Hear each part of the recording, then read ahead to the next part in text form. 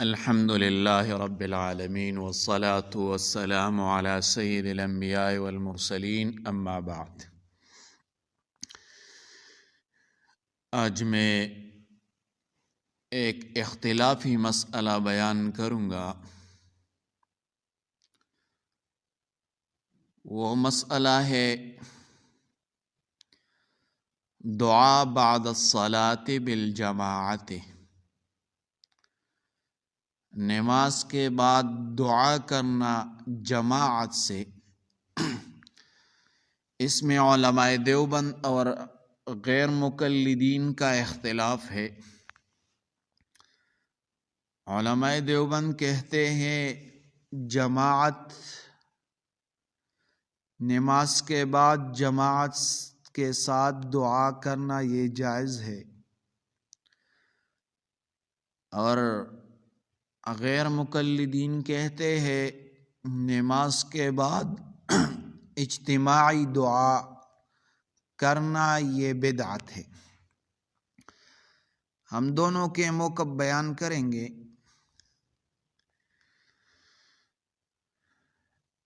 اب ہم علماء دیوبند کے دلائل پیش کریں گے۔ دلیل نمبر 1، ہر نماز کے بعد دعا کی ترغیب دی۔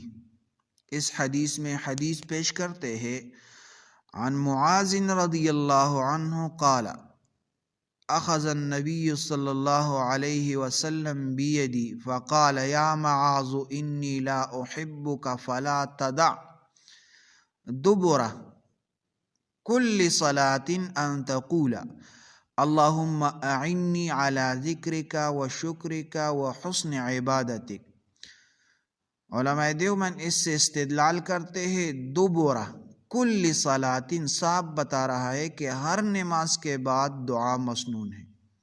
جب اصل عمل نماز کے بعد دعا مسنون ہے تو اجتماع یعنی سب مل کر دعا کرنا اصل سنت کے تابع ہے، اور تابع سے حرام نہیں ہوتی۔ دوسرا دلیل پیش کرتے ہیں علماء دیوبند، صحابہ نماز کے بعد اجتماعی ذکر کرتے تھے۔ بخاری شریف کی حدیث ہے، عن ابن عباس رضی اللہ عنہما قال كنت اعلم انقضاء صلاة النبی بالتکبیر۔ بخاری کی حدیث ہے، معنی یہ ہوا ابن عباس رضی اللہ عنہ فرماتے ہیں میں نبی علیہ السلام کی نماز کے ختم ہونے کو بلند آواز تکبیر سے پہچان لیتا تھا۔ تو اس سے استدلال کرتے ہیں بلند آواز کا ہونا، لوگ ایک ساتھ ذکر کرتے تھے، اجتماعی ذکر اجتماعی دعا کو بھی جائز بناتا ہے۔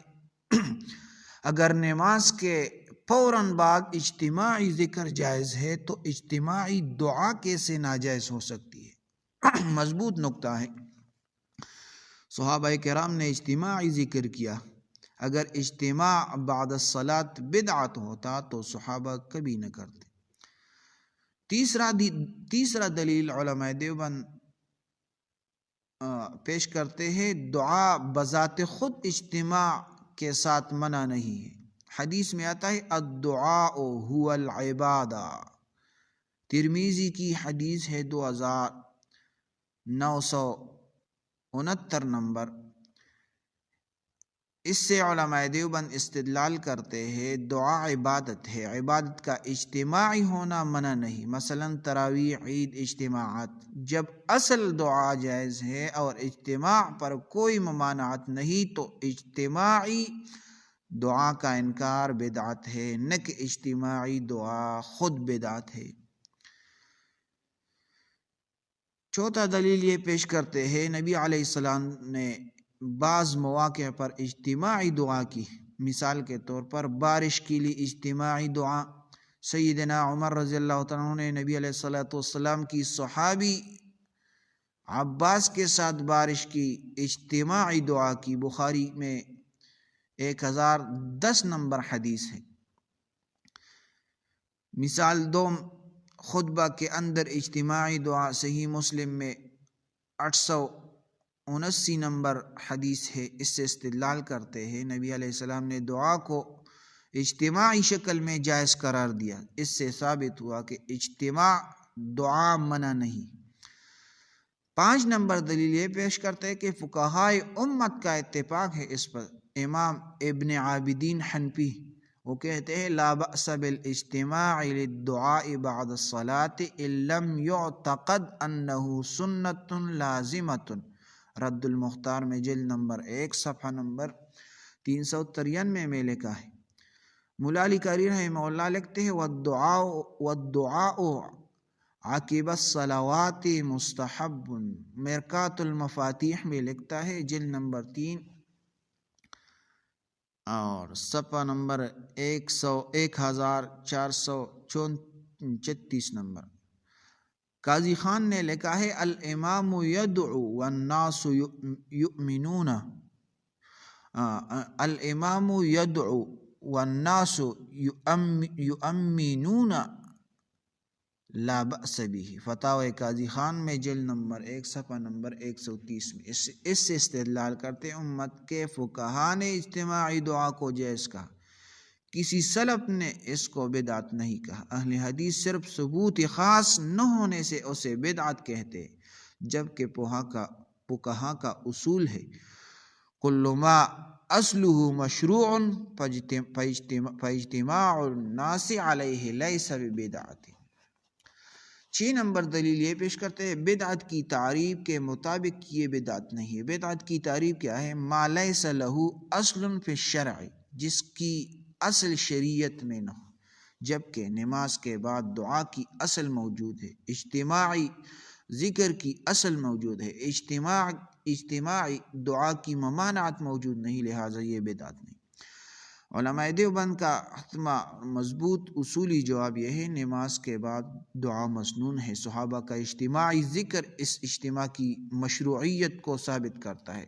دعا عبادت ہے اور عبادت کا اجتماع جائز ہے، لہذا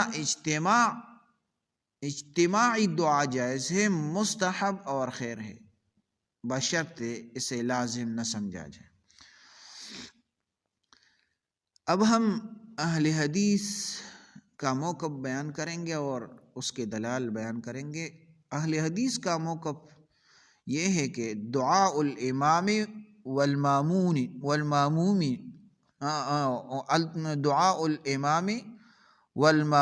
والمؤمین بعد الصلاة جماعتا غیر ثابت عن النبی صلی اللہ علیہ وسلم فہو بدعۃ۔ اس طرح الفاظ ہیں، مجھے تو یاد نہیں ہے۔ اس کا مفہوم یہ ہے نماز کے بعد با جماعت امام و مقتدی دعا کرنا نبی علیہ الصلوۃ والسلام سے ثابت نہیں، لہٰذا بدعت ہے۔ ذیل میں ان کی اصل دلائل پیش کیے جا رہے ہیں۔ پہلا دلیل نبی علیہ الصلوۃ والسلام سے اجتماعی دعا بعد نماز کے ثبوت نہیں ہے۔ اہل حدیث کہتے ہیں کوئی صحیح حدیث ایسی نہیں جہاں نبی علیہ الصلوۃ والسلام نے نماز کے فوراً بعد باجماعت دعا کروائی۔ حوالہ البانی اور ابن عثیمین، ابن باز، یہ سب یہی اصول بیان کرتے ہیں کہ الاصل فی العبادات التوقف، عبادت میں اصل یہ ہے کہ اس کا ثبوت نص سے ہو، چونکہ اجتماعی دعا پر نص خاص نہیں، لہذا اسے بدعت کہتے۔ دوسرا دلیل یہ پیش کرتے ہیں کہ انفرادی دعا کرتے تھے، نبی علیہ الصلوۃ والسلام انفرادی دعا کرتے تھے۔ حدیث پیش کرتے عن ثوبان رضی اللہ عنہ قال کان النبی صلی اللہ علیہ وسلم اذا انصرف من صلاته استغفر ثلاثا وقال اللہم انت السلام ومنک السلام۔ صحیح مسلم میں یہ حدیث لکھا ہے، صفحہ نمبر حدیث نمبر 551 میں۔ اہل حدیث علماء اس سے استدلال کرتے ہیں حدیث میں نبی علیہ الصلوۃ والسلام کا ذاتی ذکر و دعا ہے، جماعت کے ساتھ دعا کا ذکر نہیں۔ اگر ہوتی تو بخاری و مسلم ضرور ذکر کرتے۔ تیسرا دلیل یہ پیش کرتے ہیں نماز کے بعد اجتماعی ذکر تھا، دعا نہیں۔ حدیث پیش کرتے عن ابن عباس رضی اللہ عنہما قال كنت اعلم انقضاء صلاة النبی صلی اللہ علیہ وسلم بالتکبیر۔ اہل حدیث کا جواب اور استدلال، یہ حدیث ذکر جہری پر ہے، اس میں اجتماعی دعا کا ذکر نہیں، لہذا اجتماعی ذکر ثابت ہونا اجتماعی دعا ثابت نہیں کرتا۔